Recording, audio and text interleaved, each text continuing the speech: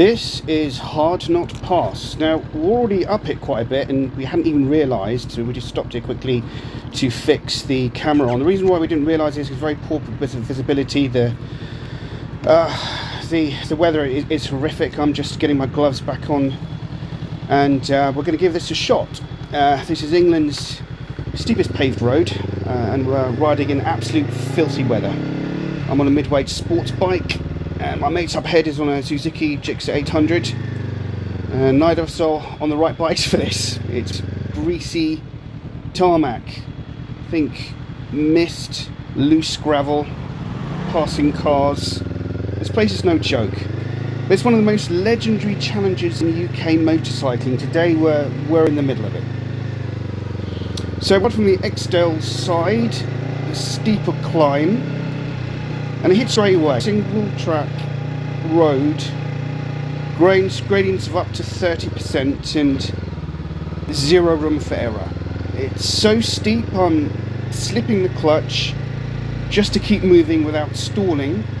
I've got my weight slightly forward, feathering the rear brake to keep the bike settled on this horrible surface. My mate's Gixxer 800 upright and torquey, but it's still a naked road bike.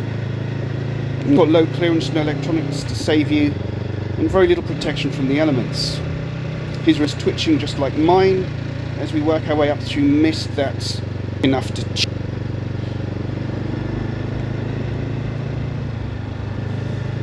Now all this type of riding is all about finesse. Forget speed. It's about clutch control, line awareness and balance. Oncoming traffic concern, you can't see a bend. I'm keeping my eyes scanning as far ahead as I can, reading the road surface, wet patches, this slick moss, gravel washed out from the bank. And this is why I'm looking down a lot. So I'm sorry I'm not actually looking up so you can see the view more, but I think what's in front of me on the road is just a little bit more important here. I'm going mostly first gear all the way, also changing to second when it flattens out a bit.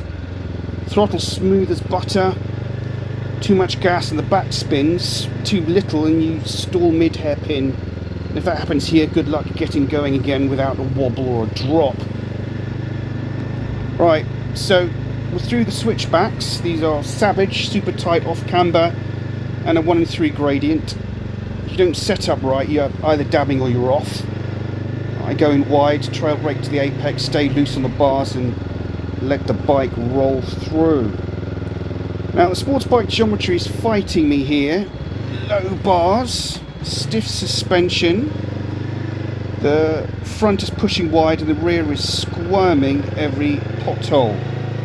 Meanwhile, my weight's Gixxer looks composed, but he's still getting thrown around. We're earning every metre here. Now, somewhere on this ridge, hidden in the mist, is Media Bogdam, a Roman fort built nearly 2,000 years ago. The Romans built this road not for scenic rides, but for control. It was part of a military supply route between coastal defences and island garrisons. Today you'll miss it unless you know exactly where to look. Even on a clear day, it's barely signposted. Now in weather like this, it might as well not exist, but it's a reminder this pass has always tested those who dare to cross it. Now nearing to the top and the descent will begin. We're almost at the summit now. The wind is picking up. Mist thickens again.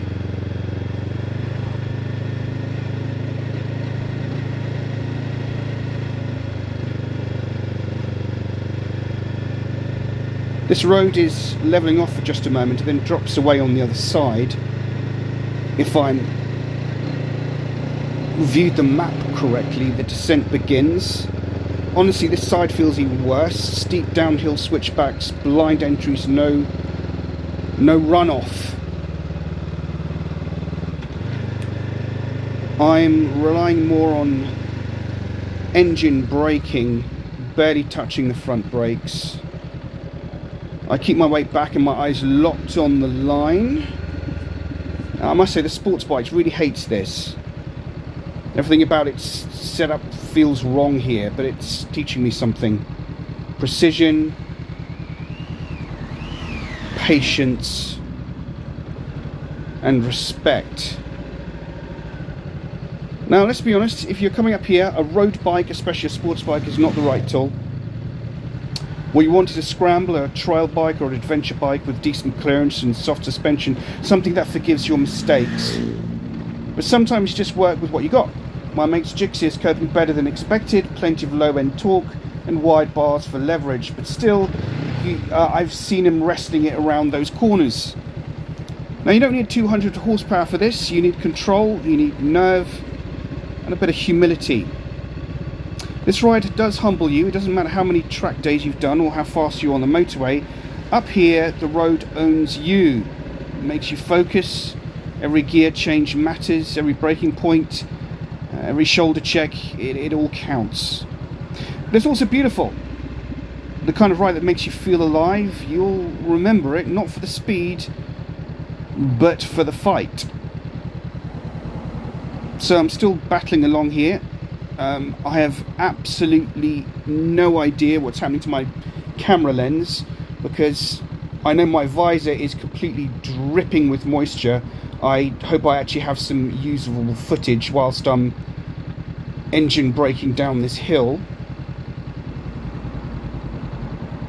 I can't imagine how beautiful the view would be if it was actually a clear day, and definitely the tarmac would be less slippy.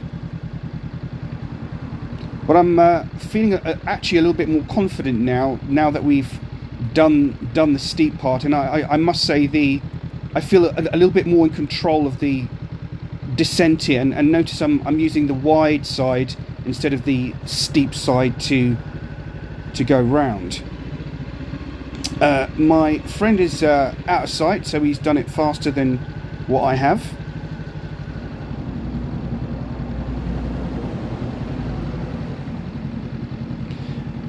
I can see sheep all around me right now, and I'm really hoping that there'll be no sheep jumping out at me. I had one give me a good old stare down just earlier, and I was thinking, don't cross over. Now this is getting quite slippery round here. Man, I really wish that I could see the beautiful views right now. But once it's done, it will be a story to tell. I'd be having so much more fun on an adventure bike, I think, right now. This is why people have lots of bikes, because they can use different bikes for different disciplines. But I must say, the CBR is doing very, very well. And I must say, I am actually feeling a little bit more confident now, but that first initial stage of the steepness of that climb at 30% really did give me a bit of a shock, and oh my goodness, my friend Suzuki is smoking. Oh boy. Alright, let's see what's happening. Well, this was Hardknott Pass. Would I recommend it? Yes, but not on a sports bike. Alright guys, take care. I'll catch you in the next one.